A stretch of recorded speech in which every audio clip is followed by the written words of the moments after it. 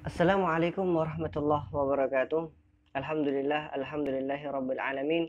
Wassalatu wassalamu ala asrafil anbiya'i wal mursalin wa ala alihi wa ashabihi wa man sara ala najihi wa man tamassaka bisunnatihi ila yaumiddin wa sallama taslima mazida amma ba'd. Pertama-tama kita bersyukur kepada Allah Subhanahu wa taala yang telah memberikan kepada kita berbagai nikmat yang ada. Yang tiada satupun dari kita yang mampu menghitung nikmat Allah Subhanahu wa taala. Kemudian salawat serta salam kita haturkan kepada junjungan Nabi kita Muhammad sallallahu alaihi wasallam, yang mana Rasulullah sallallahu alaihi wasallam telah menyampaikan seluruh syariat-syariat Allah Subhanahu wa taala kepada umatnya. Nah, sobat sekalian, pada kesempatan kali ini kita akan mempelajari bahasa Arab. Adapun bab yang akan kita pelajari pada kesempatan kali ini adalah bab hadza. Apa itu hadza? Insyaallah nanti akan kita pelajari lebih detailnya. Nah, judul kita di sini adalah belajar bahasa Arab dasar. Kenapa? Ya, karena seseorang itu nggak mungkin belajar tiba-tiba langsung yang berat-berat. Akan tetapi seorang itu ketika belajar harus dari yang dasar-dasarnya. Seperti halnya bangunan. Seorang ketika membangun, tidak mungkin dia langsung membangun atapnya. Akan tetapi dia akan membangun dasarnya. Dasarnya sudah dibangun, kemudian baru temboknya, kemudian baru tiang-tiangnya, kemudian temboknya, dan lain sebagainya. Baru nanti atapnya. Begitu pula ini, bahasa Arab. Sebelum kita masuk ke dalam bahasa Arab yang lebih mendalam lagi, tentunya kita harus mengetahui terlebih dahulu bahasa Arab yang dasarnya. Karena dengan dasar, insya Allah kita akan mampu untuk mempelajari bahasa Arab yang lebih mendalam. Baik, adapun kitab yang akan kita pakai insya Allah adalah kitab Durusul Lughah Al-Arabiyyah. Yang ini Masya Allah kitabnya juga luar biasa, ringkas, kemudian ringan, dan insya Allah tatkala kita semangat belajarnya, kita akan mampu untuk memahami bahasa Arab yang dasar. Baik, bab kita kali ini adalah hadza. Sebelum kita masuk kepada gambar-gambar kemudian tulisan-tulisan yang ada di bawahnya, apa sih arti hadza tersebut? Nggak mungkin kita membaca tapi kita nggak paham hadza itu apa. Ya, mari kita lihat. Ya, hadza adalah sebuah isim isyarah yang menunjukkan jarak dekat dan dipakai untuk mudzakkar. Apa itu mudzakkar? Mudzakkar adalah isim yang menunjukkan laki-laki. Jenisnya laki-laki. Nah, ini mudzakkar. Yaitu isim isyarah apa? Isim atau kata benda yang menunjukkan isyarah, sebuah isyarat. Nah, adapun hadza ini memiliki arti yaitu ini. Nah, ini dalam bahasa Arab artinya hadza. Lantas bagaimana penggunaan kata hadza ini? Nah, yang pertama kita tadi tahu bahwa isim isyarah hadza ini hanya dipakai untuk isim mudzakkar. Mari kita lihat. Di sini diberikan beberapa contoh. Yang pertama, hadza baitun, hadza masjidun, hadza babun, hadza kitabun, hadza qalamun, hadza miftahun, hadza maktabun, hadza sarirun, hadza kursiyun. Baik, saya ulangi dan kemudian sobat bisa mengikutinya. Hadza baitun, hadza masjidun, hadza babun, hadza kitabun, hadza qalamun, hadza miftahun, hadza maktabun, hadza sarirun, hadza kursiyun. Setelah sobat mengikuti tadi, lantas penggunaan hadza di sini harus sesuai penggunaannya. Tadi kita sudah katakan di awal bahwa hadza hanya dipakai untuk isim mudzakkar, yaitu isim yang menunjukkan dia laki-laki. Contohnya baitun. Baitun dia laki-laki. Alasannya apa? Nah, ini untuk membedakan antara isim mudzakkar, isim yang menunjukkan laki-laki, dan muannas, perempuan, tidak adanya tak marbutoh. Apa itu tak marbutoh? Nah, tak marbutoh adalah tak yang di akhir kalimat yang dia itu berbentuk bulat, kemudian ada titik di atasnya. Itu namanya tak marbutoh. Atau mungkin bisa kita tuliskan seperti ini. Contoh dari isim yang menunjukkan perempuan adalah al-madrasatu. Nah, al-madrasatu di sini ada tak di akhirnya. Tak yang di akhirnya di sini, yang tak bulat kemudian di atasnya ada titik dua, ini dinamakan tak marbutoh. Adapun baitun tadi, baitun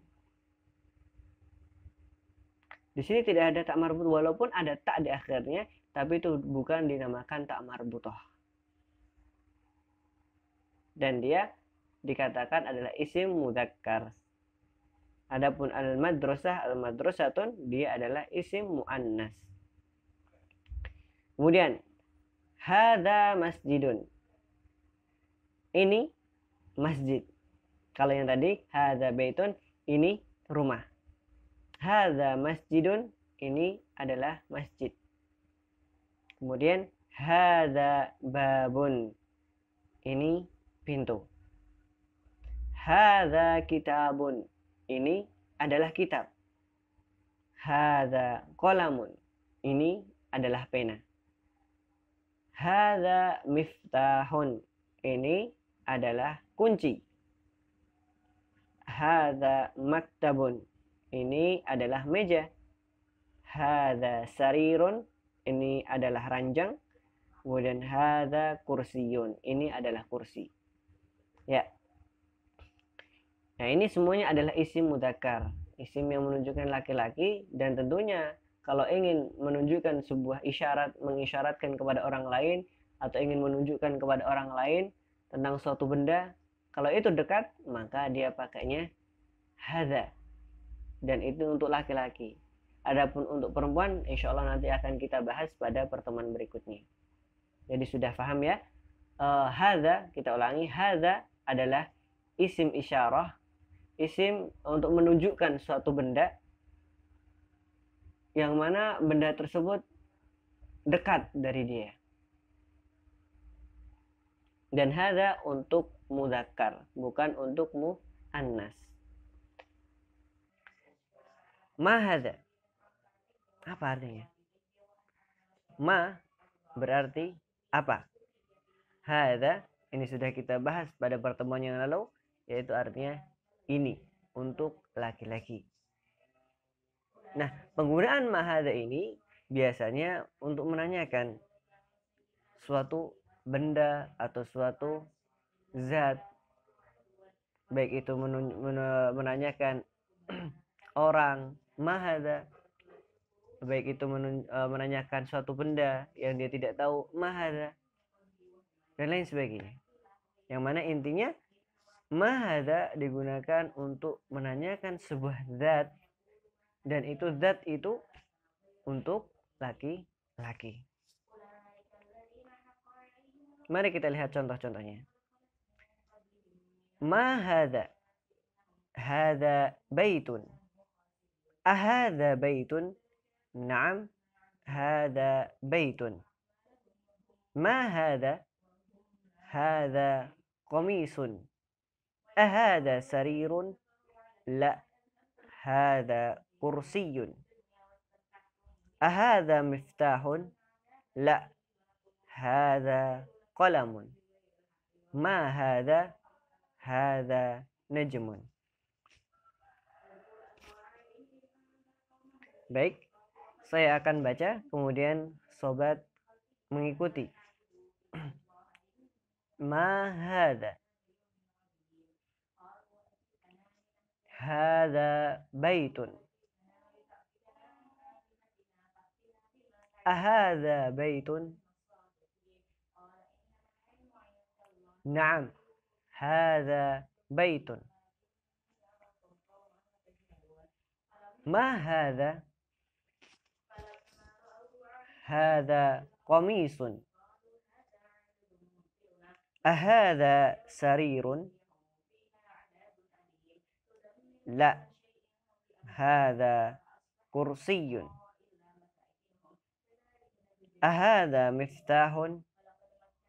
La, hada qalamun. Ma hada? Hada najmun. Ya, jika sobat sudah mengikuti, maka kita akan bahas satu persatu. Ma hada? Apa ini? Hada baitun. Ini adalah rumah. Nah, ketika kita ditanya, ma hada? Apa ini? Maka kita jawab. Kalau seandainya itu rumah, maka kita jawab hada baitun. Kita dahului juga dengan hada. Kemudian, ahada baitun. A di sini memiliki arti apakah? A memiliki arti apakah? Apakah ini rumah? Apakah ini rumah? A tadi artinya apakah? Hada ini. Baitun rumah. Kalau kita gabungkan maka artinya ahada baitun. Apakah ini rumah? Jawabannya ada dua, antara na'am dan juga la. Karena berhubung ini adalah rumah, maka jawabannya adalah na'am. Hada baitun. Kita ulangi. Satu jawaban kalau kita itu jawabannya adalah na'am, iya, maka kita ulangi jawaban tersebut. Na'am, hada baitun. Kemudian, ma hada? Hada qamisun. Ini adalah komis. Apa ini? Ini adalah baju atau hem. Yang kita artikan komis. Kemudian, ahada sarirun? Apakah ini sarirun? Sarirun itu ranjang. Ternyata bukan, di gambarnya bukan ranjang, tapi apa? Kursi. Maka jawabannya la, hada kursiyun. Bukan, ini adalah kursi.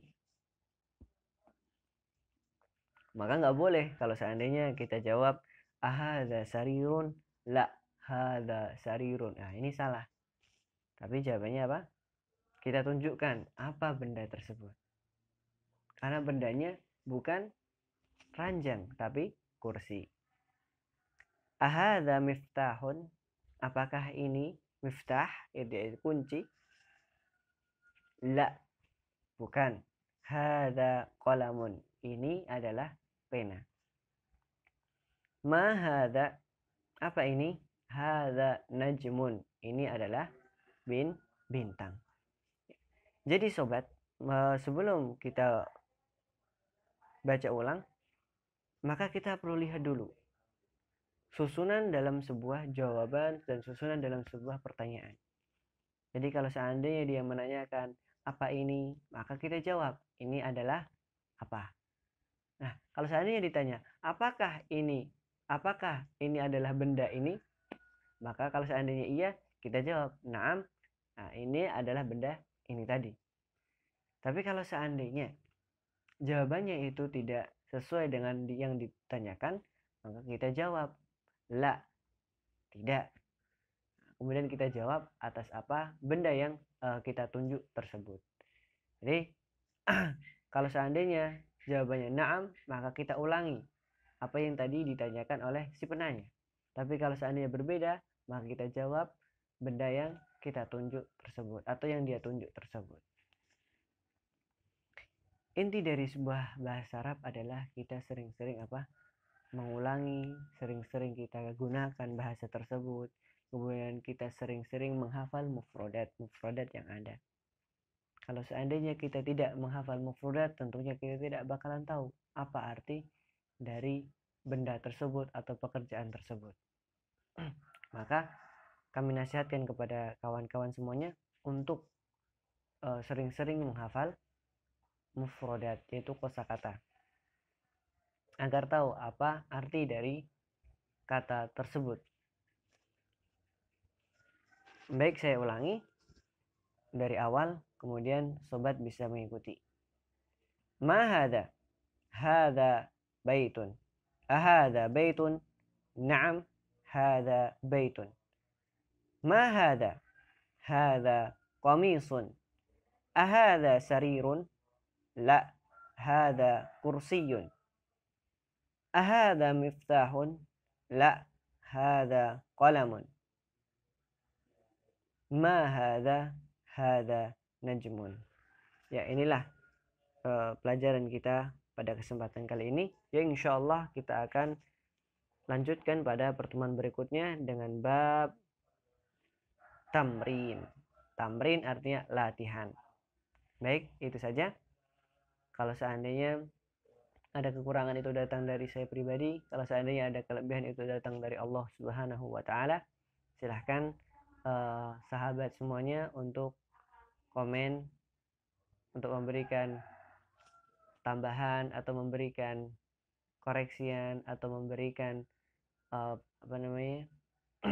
masukan agar pelajaran kita bahasa Arab ini lebih baik daripada sebelumnya. Hada wa sallallahu ala nabiyina Muhammad. Assalamualaikum warahmatullahi wabarakatuh.